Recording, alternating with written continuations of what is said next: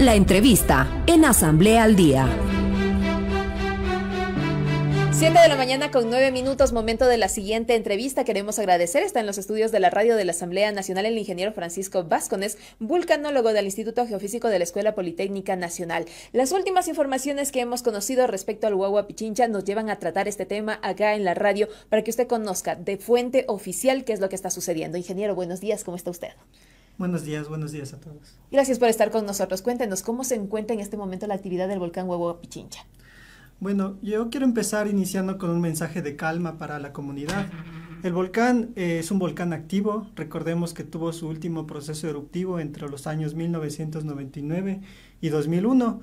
De hecho, hay unas fotos emblemáticas, el típico hongo del 99. Es decir, es un volcán que tiene procesos eruptivos recientes. ¿Y algo similar puede suceder? De momento no. De momento lo que estamos detectando son algunos cambios en el interior del cráter. Es decir, empezamos a medir unos gases volcánicos nuevos que antes no habíamos medido. Empezamos a detectar nuevas zonas calientes porque este gas volcánico calienta la roca y es posible observarla por medio de cámaras infrarrojas. Entonces esto es lo nuevo, pero la afectación sería directamente solo en la zona del cráter. Entonces este mensaje de peligro sería más bien para las personas o los turistas que descienden al cráter del Guagua Pichincha. Y no es un mensaje nuevo. Nosotros hemos estado diciendo esto desde hace varios años, que la zona del cráter del volcán es una zona muy peligrosa, no solo por los gases nocivos que emana el volcán, sino también porque es una zona de caída de rocas y de deslizamientos. De hecho, el último sismo que tuvimos, que sentimos acá en Quito, que fue en abril de este año, generó un gran deslizamiento en la zona de Toasa que da hacia el río Cristal. Fue un deslizamiento de aproximadamente 50.000 metros cúbicos de material. Para dar un contexto a la población, esto sería como decir, si pensamos en una volqueta que es de 10 metros cúbicos, estaríamos hablando de 5.000 volquetas de material que se removilizaron. Demasiado. Sí, durante el sismo. Y lamentablemente hay gente que está descendiendo el cráter a las fuentes termales del río Cristal. Entonces, si había gente en ese momento, en ese lugar, podría ser enterrada por el deslizamiento. Entonces, esa es nuestra preocupación y los mensajes que hemos tratado de enviar a la población justamente son esos. El ingreso al cráter del volcán está prohibido desde hace algunos años, tanto por el Ministerio de Turismo, tanto como por la Secretaría de Gestión de Riesgos, en recomendación de nuestros informes técnicos. Haga caso, escuchemos lo que nos dicen los expertos respecto a las prohibiciones, principalmente en este volcán. Ingeniero, para que la gente tenga conocimiento, los que conocimos, los que vimos lo que pasó en 1999, aquellos que no, porque están todavía creciendo, están pequeños tal vez, pero yo recuerdo que en 1999 hubo esta alerta que nos tocó también incluso a algunas personas que vivimos tal vez cerca o todo Quito creo que fue, colocar las cintas adhesivas en una forma para que en caso de que erupcione el volcán los vidrios no exploten. ¿Cuál es la diferencia entre lo que ocurrió en 1999 y lo que está ocurriendo en este momento? Bueno, la diferencia es muy grande, es completamente diferente. Por ahora estamos en un nivel de actividad bajo, muy bajo, con una ligera tendencia ascendente debido a estos cambios que estamos registrando. Pero la zona de afectación se concentra solo en el cráter. Para las poblaciones de Quito o de Yoa no hay ningún peligro. De momento. Que para Yoa fue extremadamente peligroso en ese momento. Hubo evacuación. Exacto. Y todo. Entonces en el 99 hubo muchos precursores, es decir, señales anticipatorias a la erupción. Por ejemplo, en 1993 se detectaron explosiones. De hecho, debido a esas explosiones, lamentablemente murieron vulcanólogos del geofísico, porque estaban bajando a hacer la investigación, a recolectar datos, hubo una explosión y ellos fallecieron. Por eso es que a nosotros nos preocupa este volcán, porque sin que esté en un proceso eruptivo, puede generar estos tipos de fenómenos que pueden afectar a la población. ¿Y esto es normal dentro de un proceso? Sí, es normal porque estamos con un volcán en erupción, ¿ya? Entonces, estamos en un volcán que es activo, no en erupción. No, exactamente. Sí, es un volcán activo. Entonces, este volcán activo presenta todos estos fenómenos que están asociados a que hay un magma en la zona profunda que quiere subir a la superficie. El tiempo de subida puede ser de decenas a centenas de años. Recordemos que los volcanes tienen una escala de tiempo geológico. Por ejemplo, el Ruco Pichincha tiene más de 1 millón de años, mientras que una persona máximo puede vivir... ¿El Ruco también está activo? No, es todo un complejo volcánico. Entonces es el complejo volcánico del Pichincha. Entonces la parte más vieja es el Ruco Pichincha con 1 millón de años, mientras que la parte más joven es el Guagua Pichincha que tiene 60.000 años. desde que se ha formado.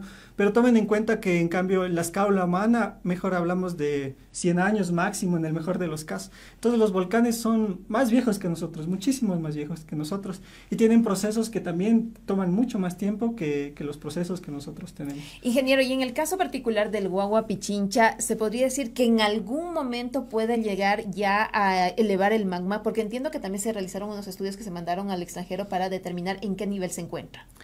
Sí, bueno, hay varias técnicas para saber a qué profundidad está el magma. Una de ellas es la sísmica, por ejemplo. Entonces, por ejemplo, el sismo que hubo en abril de este año se detectó a 10 kilómetros de profundidad. Entonces, es una zona muy profunda. En el 99, por ejemplo, se hicieron otros estudios de los minerales que tienen las rocas que salen con la erupción, y con eso se sabe que el reservorio más superficial está como a 5 kilómetros de profundidad. Entonces, digamos que estamos todavía en una zona muy, muy profunda antes de que empezara a haber una erupción. Además, hay muchos precursores. Por ejemplo, antes de la erupción del 99 teníamos a veces más de 1000 eventos sísmicos por día. Ahorita estamos hablando de un promedio de 5 sismos por día, entonces estamos hablando en órdenes de magnitud menor. Entonces, esperamos que el Guagua Pichincha se comporte como siempre, y este volcán siempre ha dado avisos, pero estos avisos son en la escala de muchos años. O sea, por ejemplo, en la erupción del 99 empezamos a ver avisos desde el 93, y la erupción ocurrió 6 años después. Entonces son procesos largos que toman tiempo. Este es un volcán con una composición muy viscosa que le va a tomar mucho tiempo poder generar una erupción. ¿Qué significa la composición viscosa? Una analogía sería, por ejemplo, pensar en la miel. Entonces la miel cuando está caliente es fluida, se puede derramar fácilmente, pero cuando se enfría se vuelve sólida. Y es el estado en el que está ahora. Sí, entonces este volcán particularmente tiene un magma que es más viscoso, es decir, es más frío, es más en un estado más sólido, pero eso también lo hace más explosivo. A diferencia de otros volcanes, por ejemplo, ahora que está famoso en Hawái, hay una erupción, o las erupciones de Galápagos, en cambio esas magma es más caliente y es más fluida, entonces genera erupciones no explosivas. Entonces hay muchas diferencias entre un volcán y otro. Entonces, con los trabajos que ustedes desarrollan, con los expertos que realizan este monitoreo del volcán, ¿se podría determinar en el momento que sea esto, que se necesitan realizar evacuaciones, que está en proceso ya de erupción un volcán, si hay el tiempo suficiente como para esas alertas? Yo pienso que sí. Ahora es posible anticiparnos bastante a cuándo va a ocurrir una erupción. Sin embargo, no podemos predecir ni el día con exactitud, peor la hora, y tampoco el tamaño. Nos podemos aproximar más o menos, pero no con precisión. Lamentablemente todavía la tecnología y el conocimiento no han llegado a ese nivel, pero vamos mejorando cada año, hemos mejorado un montón, hay nueva tecnología para monitorear volcanes. Estamos conversando con el ingeniero Francisco Vázquez, es vulcanólogo del Instituto Geofísico de la Escuela Politécnica Nacional, nos da detalles respecto al comportamiento del Guagua Pichincha, está tranquilo, nos ha dicho, ha venido a generar esa calma que necesitamos los capitalinos y las capitalinas durante este proceso. Ingeniero, ¿en qué momento o cuál es esa alerta que ustedes les dicen está en un proceso eruptivo un volcán? Bueno, se ven varias señales. Por ejemplo, en el 99, antes de la erupción, ya le comento, hubieron 1000 sismos por día. Muchos de ellos son sentidos por la población. ¿Cuando supera los 1000 es como ya una alerta? Digamos que es cuando se va incrementando por 10, o sea, si antes teníamos 5, luego 50 y luego 500, esa ya es una alerta porque estamos viendo cómo va escalando de forma ¿Y la magnitud de estos sismos también? La magnitud también es otra señal. Por darles un ejemplo ahora, y que es algo que salió en el informe que publicamos hace poco, entre el 2023 y ahora han habido como 23,000 sismos en el Guagua Pichincha. 2023. Sí, desde 2023 hasta ahora. Entonces un montón de sismos todos los días, en ese periodo de tiempo. Pero la mayoría, o sea, el 99.99% son de magnitud menor a 3, entonces no son sentidos por la población. Han sido poquitos los que son sentidos. Uno de ellos, el que ocurrió en abril de este año, de 3.9. Entonces la mayoría de sismos volcánicos son pequeños. Sin embargo, si ya estaríamos entrando en un proceso eruptivo, sería un poco más frecuente sentir estos sismos de más de 3 de magnitud, entonces la población empezaría a sentir la vibración ocasionada por este magma que quiere salir a la superficie. Esa es otra señal. Una adicional es que empezaríamos a ver más gases y más gases de origen volcánico. Como los que veíamos en 99, se veía como unas pequeñas fumarolitas. Sí, unas fumarolas. Igual en el Cotopaxi, a veces cuando está despejado también se ve, sí, en el Tungurahua también. Se ven emisiones de gas, que es un vapor blanco, que generalmente el mayor porcentaje es vapor de agua, pero hay otros gases de origen volcánico como el dióxido de azufre, que es muy importante, que nosotros lo medimos. Entonces, si vemos un incremento en este dióxido de azufre, también es una señal precursora de que hay un magma queriendo salir a la superficie. Hay otra técnica que es la deformación del suelo. Entonces, para hacer una analogía, es como una mujer embarazada. Entonces, con el paso del tiempo se va a empezar a hinchar la pancita. Nosotros vemos lo mismo en los volcanes, solo que a una escala muy pequeña, de pocos milímetros a centímetros. Entonces, con satélites podemos medir ese hinchamiento o esa deformación del suelo y vamos a ver cómo empieza a crecer esa pancita. Y esto es paulatino, no es que es de un momento al otro, que el día anterior o la semana anterior realizaron la inspección y no pasaba nada y a la siguiente ya ven que está hinchado. ¿No funciona así? Normalmente no, pero no es el 100%. Ha habido casos en donde la erupción ocurre de manera súbita e inmediata, de pocos días de escala. Por ejemplo, en el mismo Ecuador, en el Reventador, en el año 2002, hubo una erupción muy grande de ese volcán que no tuvo muchas señales precursoras, solo unos pocos sismos sentidos y luego la gran explosión. Lo mismo pasó en Chile, por ejemplo, en 2015, en el Calbuco, donde también fue una erupción muy grande, donde había muy pocas señales precursoras. ¿De qué depende esto? Es un poco el carácter del volcán. Digamos, o sea, es como una persona, cada volcán tiene su propia personalidad. Sí, exactamente. Cada volcán tiene más o menos su propia personalidad que está definida por su composición química, por la temperatura que tiene el magma, por esa tubería o los caminos por donde asciende el magma, etcétera. Entonces sí es un poco complejo todavía, por ello es que todavía estamos avanzando en el conocimiento de los volcanes y no tenemos todo solucionado. Cuando todo esté solucionado podríamos predecir los volcanes e incluso los sismos, pero no hemos llegado a ese nivel de conocimiento aún. Ingeniero, le pregunto esto respecto a lo que he escuchado. ¿Un sismo, un terremoto puede activar la actividad, valga la redundancia, de un volcán? Esa es una buena pregunta que ha estado en discusión muchos años en el área de la vulcanología. Y la respuesta aún no es 100% certera, pero se ve que hay una influencia de los terremotos distantes en las zonas volcánicas. Un ejemplo de eso es el mismo Huayhuas Pichincha. De hecho, como le conversaba, en el 99 que fue la erupción, desde el 93 ya había explosiones y todo eso. Luego hubo el sismo de Bahía en 1998. ¿Ya? Y ese sismo sí le agitó un poco más al volcán y luego fue la erupción un año después. Y eso se ha visto en otros volcanes en el mundo también. Entonces hay que pensar como un sistema que está inestable. Entonces nosotros sentimos los sismos cuando hay un terremoto en la costa, por ejemplo. Entonces obviamente el volcán también lo va a sentir, ¿ya? Entonces, si es que ese sistema del volcán estaba ya queriendo tener una erupción y está en un estado inestable y viene un sismo que le agita más, es como coger la botella de gaseosa o de cerveza y agitarle un poco más. Entonces eso va a ayudar a que la erupción ocurra. Entonces de alguna forma sí hay una relación entre sismos que ocurren en zonas lejanas a un volcán que está inestable sobre todo. ¿Y en 2016 se registró algo parecido con alguno de nuestros volcanes? Sí, exactamente. Después del terremoto de Manabí, como contexto. Sí. En ese caso fue con el volcán Cayambe. Sí, entonces después en el 2016, seguido del sismo, tuvimos un ANRES, que es una agitación volcánica en el volcán Cayambe, que duró hasta el 2017. Entonces sí se vio que este sismo tuvo una afectación en este volcán. Hay algunos artículos publicados por nosotros y también por colegas de otros países que demuestran esto. Y la otra pregunta, ¿los volcanes entre sí están interrelacionados? Porque en el 99 se hablaba de, si no me equivoco, era el Tungurahua y después otro, y después apareció el Huayhuas Pichincha y se decía que incluso el Pichincha, todo parecía que iba a ser una cadena de erupciones. Sí, también es una buena pregunta, es bien común que nos pregunten esto y la respuesta es no. No hay ninguna conexión directa entre estos volcanes. La cosa es que en Ecuador tenemos demasiados volcanes, muchísimos volcanes, entonces la probabilidad de que varios entren en erupción en tiempos más o menos parecidos es muy alta. Esa es la cosa, pero cuando uno analiza, por ejemplo, la composición química que tienen las rocas, se ve que son rocas diferentes. A veces yo les comparo con sopas. Entonces el uno es un jaguar locro, el otro es una sopita de fideo, el otro es una sopita de pollo. Entonces, cuando uno ve la química y los minerales que tiene, se ve que son materiales diferentes. Entonces, no hay una conexión directa, porque si hubiera una directa, sería la misma sopa. Ingeniero, tengo una pregunta ciudadana. Dice, ¿cuáles serían las consecuencias para Quito si se produjera una erupción del Guagua Pichincha? Bueno, eso ya lo vivimos nosotros, casi cualquier quiteño de más de ¿Eso es lo más 30 fuerte que puede años. pasar?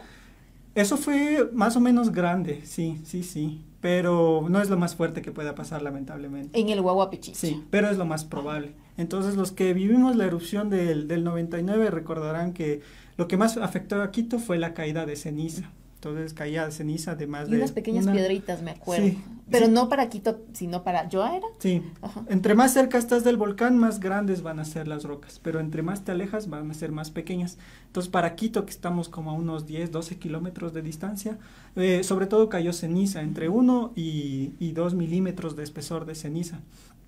Sin embargo, en el pasado sí ha habido erupciones mucho más grandes. Entonces, evidencia de ello, por ejemplo, tenemos en Rumipamba. Cuando uno va al parque de Rumipamba, que es un parque arqueológico, va a encontrar algunas evidencias de actividad del volcán Pichincha anterior. Entonces ahí se van a ver lajares. ¿Eso hace cuánto fue? ¿Hace cuántos años? Miles de años debe ser. Sí, ese es el periodo preincaico, entonces ya pasó hace, me parece que las más grandes fueron en el siglo I, en el siglo X, y luego otra erupción un poco grande en 1660. Entonces, algunas de ellas afectaron a pueblos preincaicos, ¿no? Entonces, hay evidencias arqueológicas de eso que demuestran cómo fueron afectados, sobre todo los lajares. Entonces, lo que pasa es que como cae ceniza en las zonas altas del volcán, sobre todo del Ruco, Pichincha, que está en la zona más cercana a Quito, cuando hay lluvias fuertes, esta ceniza se removiliza y forma estos grandes flujos de lodo y escombro. Más o menos parecido con lo que pasó en La Gasca en el 2022, por ejemplo, pero en varias quebradas, no solo en La Gasca. Entonces estarían pasando simultáneamente en varias quebradas. El problema es que Quito ha crecido mucho y ha crecido mucho hacia las laderas. Entonces, pese a que la amenaza puede ser pequeña, el riesgo se ha incrementado, porque ahora hay más personas expuestas, más infraestructura expuesta a una amenaza que antes tal vez ni siquiera causaba riesgo porque no vivía nadie ahí. Pero ahora que ya tenemos población, entonces es más peligroso. En 1999 se hablaba acerca de que la boca del volcán se encontraba para el lado de Yoa, que fue de estas evacuaciones. ¿Actualmente se encuentra en el mismo sitio, está dispuesta para ese mismo lugar o con los años esto va variando? No, por ahora se encuentra igual. Entonces el cráter del volcán está abierto hacia la parte occidental. Entonces las zonas más peligrosas están justamente hacia el lado del río Cristal, hacia Yoa también, y más lejos hacia Nono y Mindo. Pero de cierta forma Quito está protegido por este volcán viejo que es el Ruco Pichincha, y por eso es que para Quito el mayor fenómeno, la mayor amenaza es la caída de ceniza. Mientras que para Yoa el mayor peligro sería más bien la formación de flujos piroclásticos, que son como ríos grandes que llevan rocas y ceniza muy caliente. Entonces ellos son muy peligrosos. De hecho, ayer hubo un flujo piroclástico que ocurrió en el volcán de Etna, en Italia, en donde se ven unos videos espectaculares, como la gente sale corriendo de este evento. Y estos eventos son muy mortales, pero siempre y cuando estés muy cerca del volcán. Si estás muy lejos, no te puede Ingeniero, pasar nada. y ahí tengo dos preguntas que insisto. La primera, ¿no hay el tiempo suficiente como para evacuar considerando la actividad del volcán, por ejemplo, lo que pasa con Etna? Y la segunda, que está relacionada en la distancia. Por ejemplo, hay piedras inmensas que se puede observar en Sangolquí aproximadamente cuando nos referimos al Cotopaxi. La distancia de la explosión que podría registrarse en algún momento, no en este momento.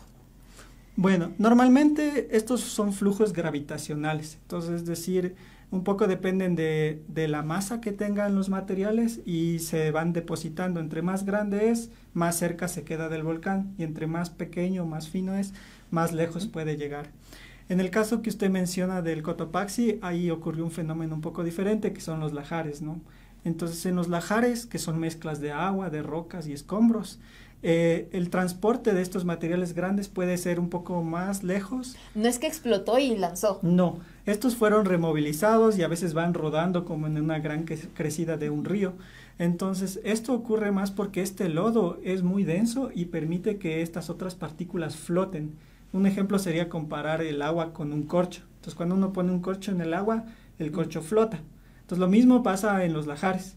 Los lajares, la parte fina, que es arena o arcilla mezclada con agua, se vuelve una masa bien espesa que es capaz de hacer que floten rocas de 1 o 2 metros de diámetro. O sea, entonces eso es lo que hace que éstas lleguen un poco más lejos.